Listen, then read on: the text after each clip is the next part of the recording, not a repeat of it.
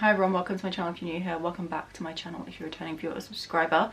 Today's video is a very exciting one because it's a little bit different from what I usually post. Although I make primarily book content, I also do make vinyl content, and so I've been trying to find a way of marrying the two styles of content together. While I'm doing the whole like reading music celebrities' favorite books, I'm also going to be making these videos where I take an album of the moment or an album of the past, and I try and match a book with every single song in the album. Today's album is going to be Eternal Sunshine by Ariana Grande, which released less than a week ago. I used to be quite a big Ariana Grande fan in that, like, you know, first day that anything was released I'd be listening to it. When I was at school, my friends Sophie and I were really kind of into that. Maybe not even necessarily so much for the music, but just for the fact that it was something that we could share. And I really enjoyed that time of my life. That was kind of like Dangerous Woman era. That album came out when I was 17, I believe. But this album I decided to check out because both critics and fans were saying that this was Ariana Grande's best ever album, so I've given it a listen. I'm not sure whether I'd say it was the best. I don't know whether I'm just kind of like nostalgic for her older stuff. There are definitely some songs I really love on it, and I'm finding that with more and more listens I'm enjoying more and more of the songs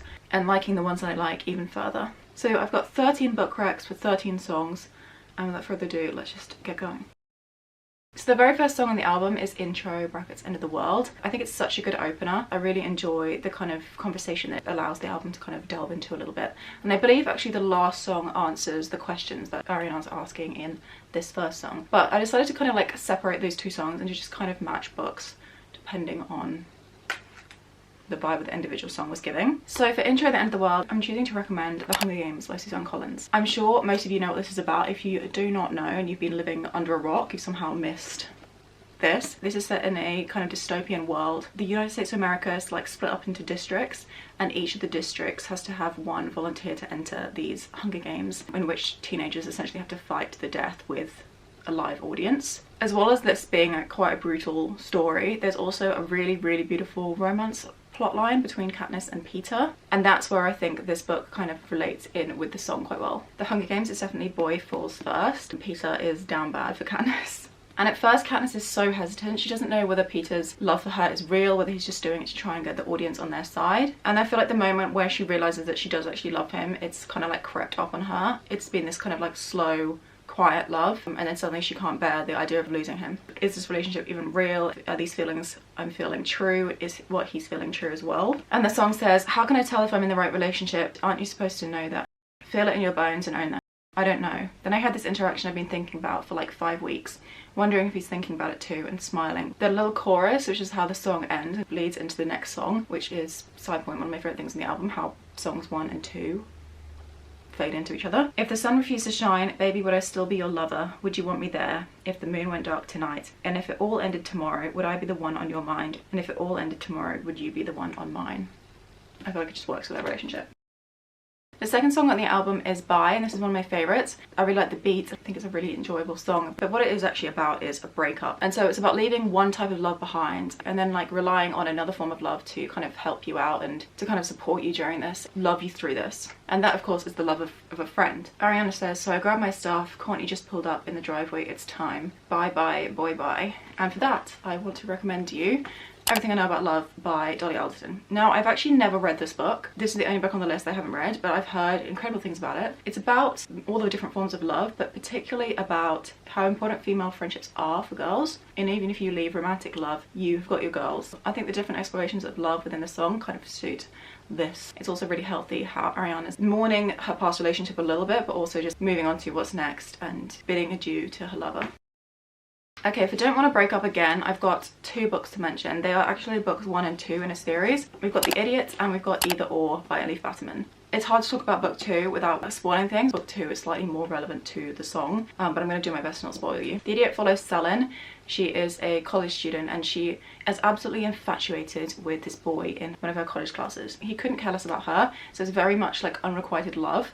And then when he does start to show an interest or to mess around with her a little bit, while at first she welcomes this, she's then a little bit like, actually no. We see her kind of forge her own way in life, realize her own worth a little bit in the second book, which is the reason why I think both books are kind of relevant to this song. The song is about leaving someone when you don't want to, and kind of like the complications of a situationship, the whole Evan Selin thing is definitely a situationship. Verse 2 in the song says, I made it so easy, spent so much on therapy, blames my own codependency, but you didn't even try. And when you finally did, it was at the wrong time. I won't abandon me again for you and I. Fits Selin's character really well.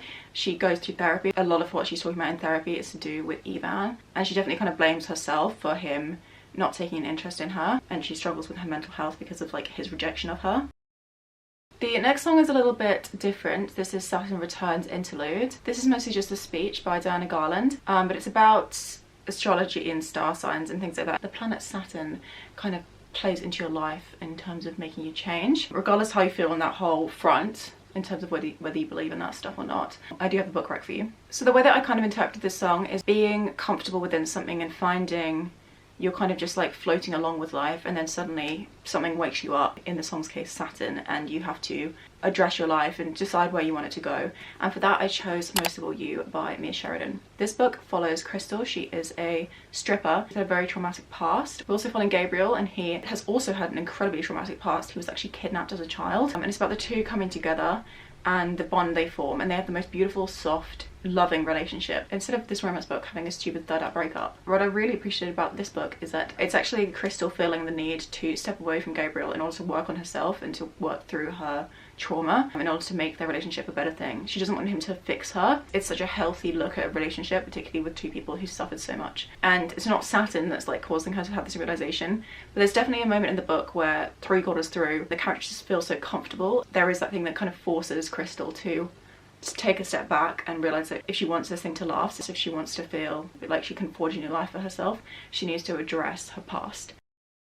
So then we have the titular track, which is Eternal Sunshine, of course. This song takes heavy inspiration from the song Eternal Sunshine of the Spotless Mind, which is a film I've never seen. But the idea about eternal sunshine, that phrase, is having something you wish you could wipe from your memory, having an experience. In this case, this song we think is about Ariana's relationship with her ex-husband, even though there was so much good in it. She wants to wipe from her memory because then it would be easier to deal with. And for this, I've decided to mention an ebook that I recently finished and I absolutely loved it. I gave it 4 stars, and that is Mr. Wrong Number by Lynn.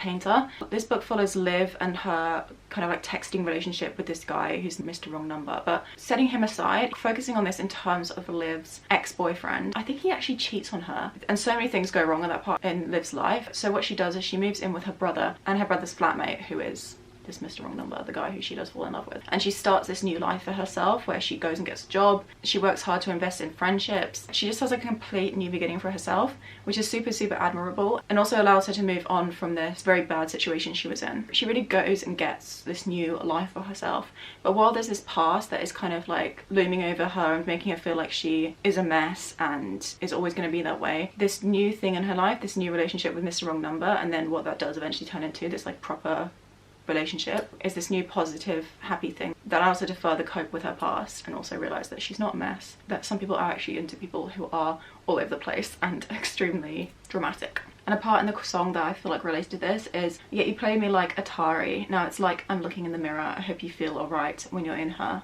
I found a good boy and he's on my side, you're just my eternal sunshine.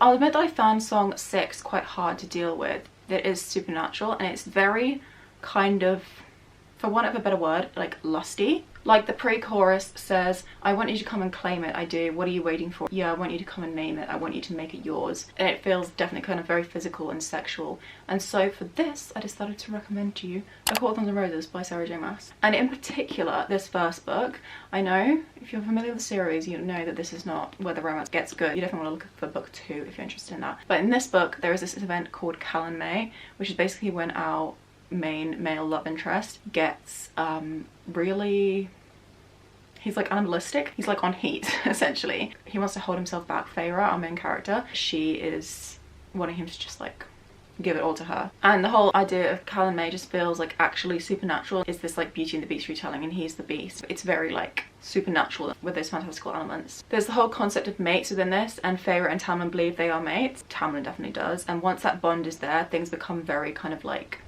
intense. It captures the essence of the song. It's like supernatural, this love's possessing me but I don't mind at all, it's taking over me, don't want to fight the fall. In this world, Feyre shoots a wolf and it turns out the wolf is actually a fairy, and so Tamlin, the male love interest, kidnaps her. So at first she like doesn't want to admit her feelings for him, but it's something she can't deny.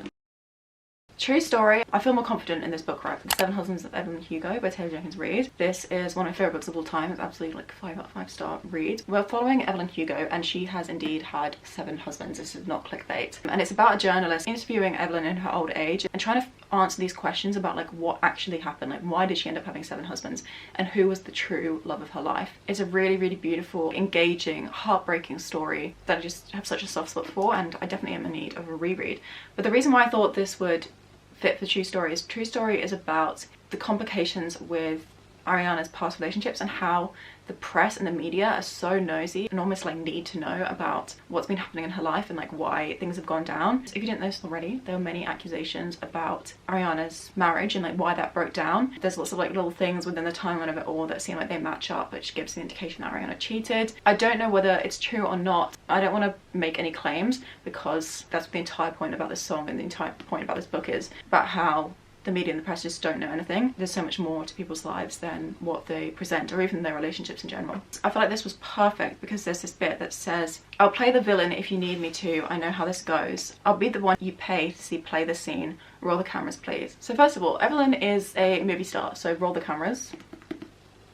She's literally on camera all the time. And then I'll play the villain if you need me to, I know how this goes. She's very aware of how the press kind of interprets her life and her lifestyle, and she definitely doesn't mind playing the villain in order to kind of like better her own life, to enlarge her success, I guess. And she definitely knows how to like work the tabloids. But there is still this level of hurt which you feel throughout the song, this misunderstanding and never being able to reach a point where the press and the media like have your back. The song goes on to say, no, this is not what I need. Give me love, not what I want.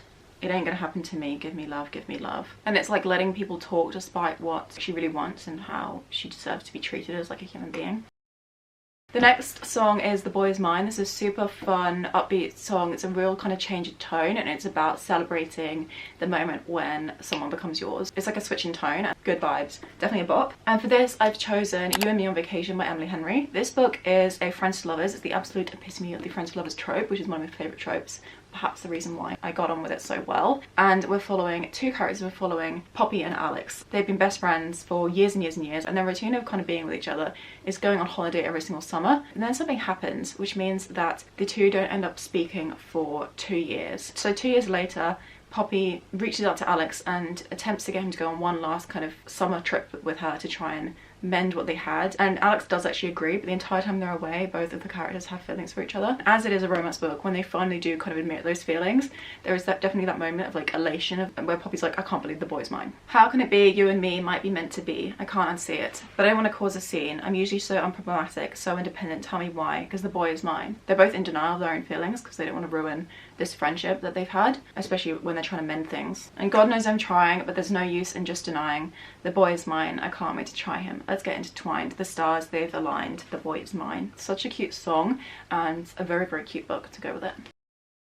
Okay, next up is an absolute slay song, absolute slay book. We have Yes and, which is like yes and. It means that you're doing something and people are like, you just did that thing, like, I can't believe it. And you're like, yes and, who cares, why does it matter? And kind of owning the way you're acting. And for this I have Throne of Glass by Maas, and that is completely down to the fact that Selena is just the coolest, most confident character. If anyone's going to stick up for this girl, it's going to be herself. And if you find yourself in a dark situation, just turn on your lights and be like, yes and. Say that with your chest, be your own best friend. Say that with your chest, keep moving, like, what's next? Yes and. Now I'm so done with caring what you think. No, I won't hide underneath your own projections or change my most authentic lie. My tongue is sacred, I speak upon what I like, protected, sexy, discerning with my time. Your energy is yours and mine is mine. It's mine, it's mine. What's mine is mine. This is the Throne of Glass series. We're following Selena. She is an assassin. I've only read the first book and The Assassin's Blade, which is like a collection of novellas, but this first book follows Selena as she enters a competition to become the king's personal assassin, which will kind of grant her her freedom to a degree. Yeah, really fun first book in the series. I enjoyed this one. I'm excited to see how the rest of the series goes, but I'm told that Selena remains an absolute legend throughout. She's like cocky, but in the best way possible. She's not afraid to like just show up in like a gorgeous outfit and still be like the world's leading assassin. We Can't Be Friends, Wait for Your Love is one of my favourite songs on the entire album. I think it's so much fun and I love the kind of messaging behind the song and the melody and the beats in general are just really fun. It's about a love that's kind of like died, where you feel like you're putting in so much more than the other person and they don't even notice your efforts, but you're still going to stand by them because you love them and that's all you know. And for this, I've chosen Exciting Times by Nisha Dolan. Exciting Times follows bestie Ava. Her life is just not going well. It says she's got a badly paid job in Hong Kong, and then she's also living with this guy called Julian. He sleeps with her. The rest of the time she's allowed to like use his credit card, and she thinks that she's in love with him. She thinks that there's a part of him that must love her, but at the same time he's just using her essentially. And the bit that really fit well with this is that Julian is absolutely loaded. Correct me if I'm wrong, but I believe he works in a bank in Hong Kong. He's constantly flying back and forth from Hong Kong to London. His life is so different from Ava's, and during this point Ava actually meets someone else. She meets Edith, and a little thing kind of starts between them. But a lot of this book is very sad, kind of like waiting for this person who's never going to show her any attention or reciprocate her feelings. I don't think you'd understand me. How could you ever even try? I don't want to tiptoe, but I don't want to hide. I just want to let this story die and I'll be alright. We can't be friends, but I just like to pretend. You cling to your papers and pens. Wait until you like me again. Papers and pens in Ariana's song is referring to the press and the media, but I feel like that line's very appropriate for this book because I'm thinking of papers and pens in terms of Julian's work and how he kind of prioritizes that over Ava and her feelings. Even still, Ava is gonna wait for his love. And also it's a little bit of an even situation in that the second that she kind of starts to not be interested, he's like, wait, hang on, like maybe I do like you. This is such a good book. It's a 4.5 star read for me. I really loved it. Song number 11 is I Wish I Hated You. This is a really difficult song. Ariana's being very honest in it. It's about her relationship with her husband having come to an end and how she wished that she hated him because it would make the hurt that she's kind of put him through and he's put her through easier. I wish I hated you. I wish that weren't true. Wish that was worse to you. I wish you were worse to me. This dissatisfaction of feelings at the end of a relationship and how things could have ended differently and how things would have been easier to deal with if people's feelings about each other were slightly different. This is quite a complex song.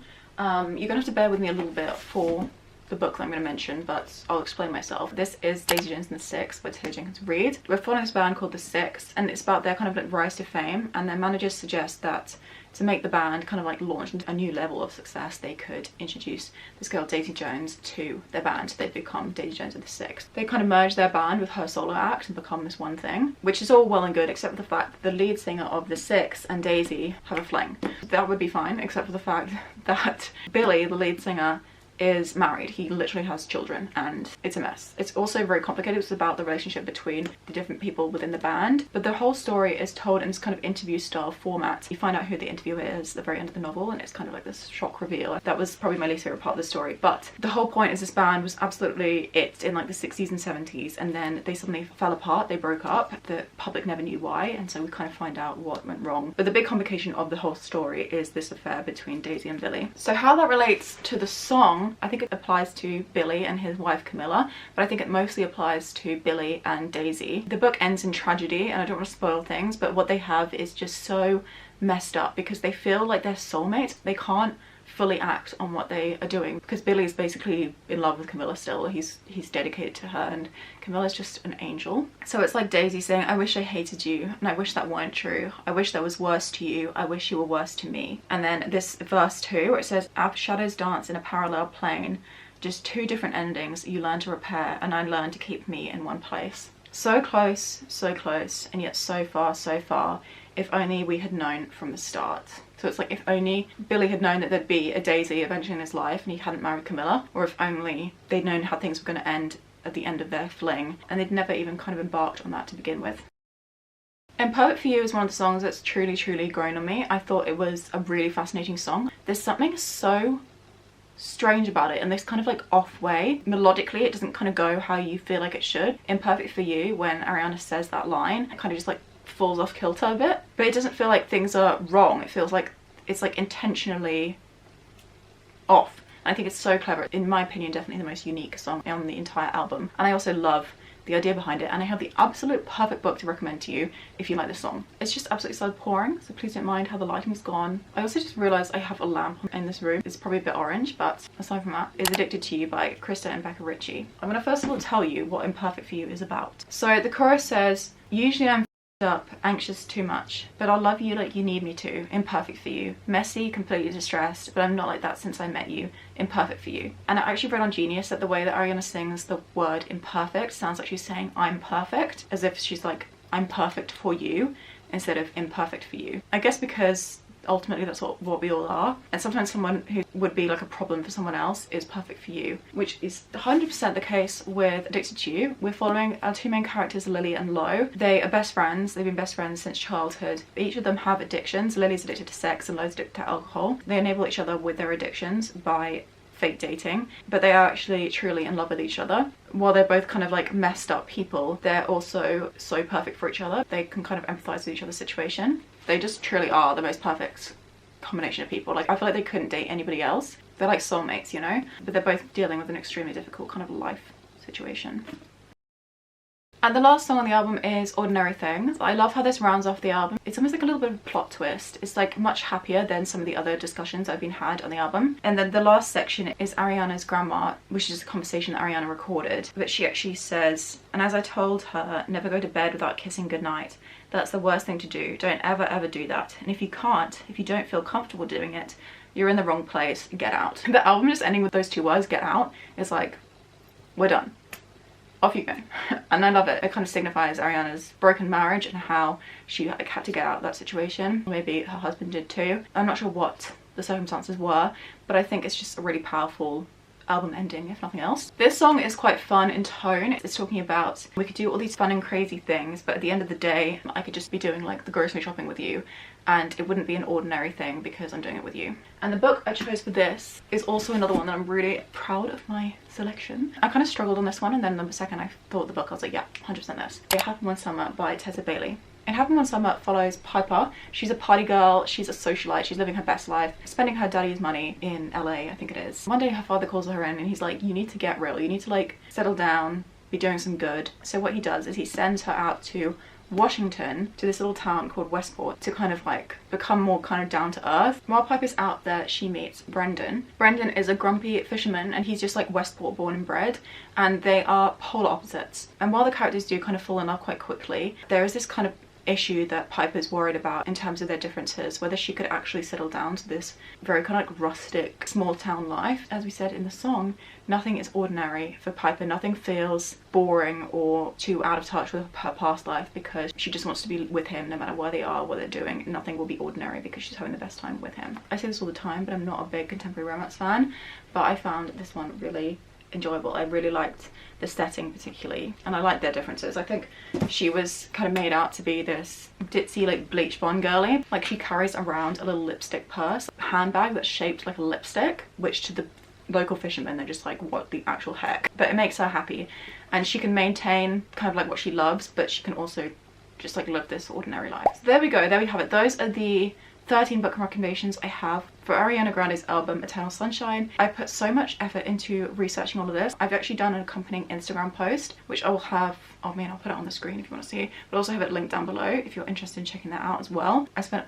a ridiculous amount of time researching everything, trying to come up with these book recs. So if you like the video and you do want to let me know, please get that thumbs up, subscribe if you want to stick around, see me do more of these with different albums and different artists in the future. Also, if you have any requests with what we could do along those lines, please let me know in the comments in terms of like your favorite artists, your favorite albums, things like that. I do have plans for some artists that are like my faves, so I'm very excited. But I did also love the fact that we did Ariana, which meant that I could wear this massively oversized men's XL sweatshirt in true Ariana style. I don't think that's even her style right now, but I made it work. I say that Ariana is like not a fave, but I will admit that this performance she did of No Tears Left to Cry in the BBC Live Lounge 5 years ago lives in my mind rent free. I know we don't talk about this anymore, but we're talking Roman Empires. That performance is definitely one of those. Insane vocals, are you kidding me? And like her energy in the studio with the people around her, the kind of like joy she has while she's singing, and also how she kind of like respects the people doing the backing vocals, and like chills. Like, I get chills thinking about it, you know?